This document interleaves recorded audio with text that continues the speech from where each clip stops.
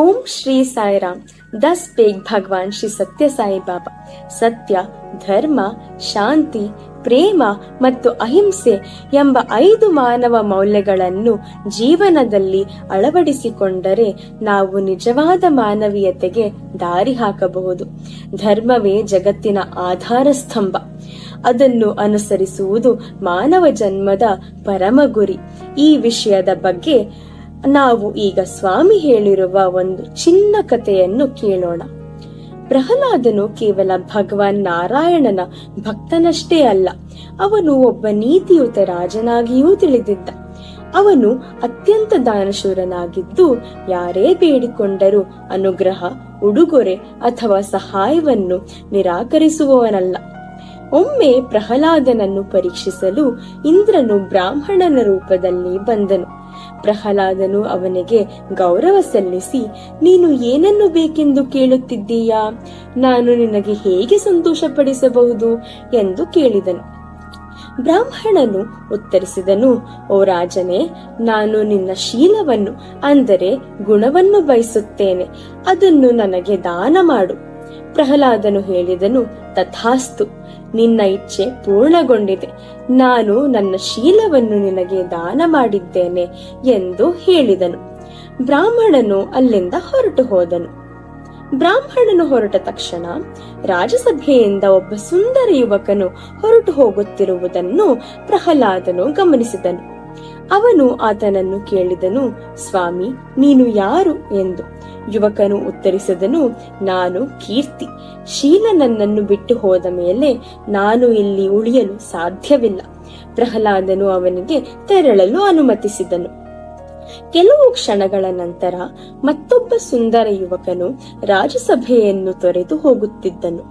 ಪ್ರಹ್ಲಾದನು ಕೇಳಿದನು, ನೀನು ಯಾರು ಎಂದು. ಅವನು ಉತ್ತರಿಸಿದನು, ನಾನು ಪರಾಕ್ರಮ ಅಂದರೆ ಶೌರ್ಯ. ಶೀಲವೂ ಇಲ್ಲ, ಕೀರ್ತಿಯೂ ಇಲ್ಲ. ಇಂತಹ ಜಾಗದಲ್ಲಿ ನಾನು ಉಳಿಯಲು ಸಾಧ್ಯವಿಲ್ಲ. ಆದ್ದರಿಂದ ನಾನು ಹೋಗುತ್ತಿದ್ದೇನೆ. ಪ್ರಹ್ಲಾದನು ಅವನಿಗೂ ತೆರಳಲು ಅನುಮತಿಸಿದನು.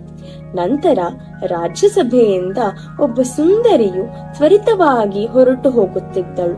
ಪ್ರಹ್ಲಾದನು ಕೇಳಿದನು, ತಾಯಿ, ನೀನು ಯಾರು ಎಂದು.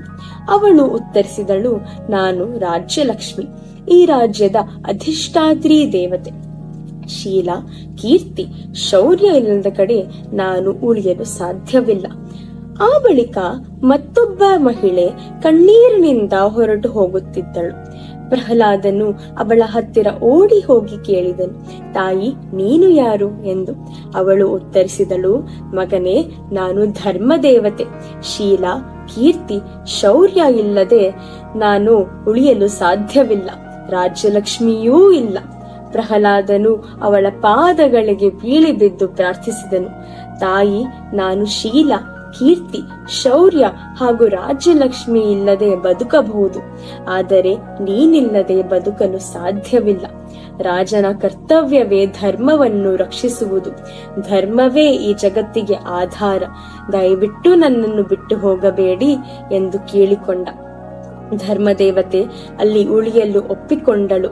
ಧರ್ಮದೇವತೆ ಉಳಿಯಲು ಒಪ್ಪಿಕೊಂಡಾಗ ಇತರ ಎಲ್ಲರೂ ಸಹ ಹಿಂದಿರುಗಿ, ನಾವು ಧರ್ಮದೇವತೆ ಇಲ್ಲದೆ ಇರಲಾರೆವು, ದಯವಿಟ್ಟು ನಮ್ಮನ್ನೂ ನಿಮ್ಮೊಂದಿಗೆ ಇರಲು ಅನುಮತಿಸಿ ಎಂದು ಕೇಳಿಕೊಂಡರು. ಇಂದ್ರನು ಪ್ರಹ್ಲಾದನನ್ನು ಪರೀಕ್ಷಿಸಿದ್ದು ಪ್ರಹ್ಲಾದನ ಮಹಿಮೆಯನ್ನು ಜಗತ್ತಿಗೆ ತೋರಿಸುವುದಕ್ಕೆ ಮತ್ತು ಪ್ರಹ್ಲಾದನ ಶ್ರೇಷ್ಠತೆ ಕೇವಲ ಧರ್ಮದ ಮಾರ್ಗದಲ್ಲಿ ನಡೆಯುವುದರಿಂದ ಮಾತ್ರ ಅವರಿಗೆ ಸಾಧ್ಯವಾಗಿತ್ತು. ಧರ್ಮೋ ರಕ್ಷತಿ ರಕ್ಷಿತಃ. ಧರ್ಮವನ್ನು ರಕ್ಷಿಸಿದರೆ ಧರ್ಮ ನಮ್ಮನ್ನು ರಕ್ಷಿಸುತ್ತದೆ. ಜೈ ಸಾಯಿರಾಮ್.